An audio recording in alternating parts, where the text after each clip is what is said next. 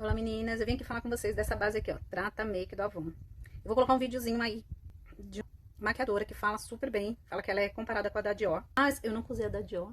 Sérum Trata Make, de a base líquida, com certeza. Desse lado, e aplicar a base Backstage E apliquei semelhantes, mas não iguais. Realmente é muito boa. Ela fala aqui que tem proteção 30, porém não substitui o protetor solar.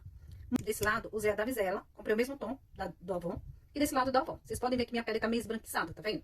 Então, quando vocês forem pedir a base, porque a gente não testa, né? A gente pede pela uma revista, vocês tomem cuidado no tom. Eu pedi o meu tom e achei que veio muito, muito, muito mais claro.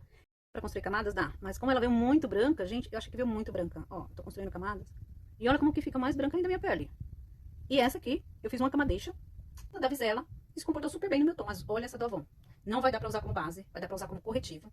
E as minhas considerações são essas. Cuidado na hora de escolher a cor, porque ela veio pra mim mais clara do que o que estava marcado lá na revista. Então, tomem cuidado.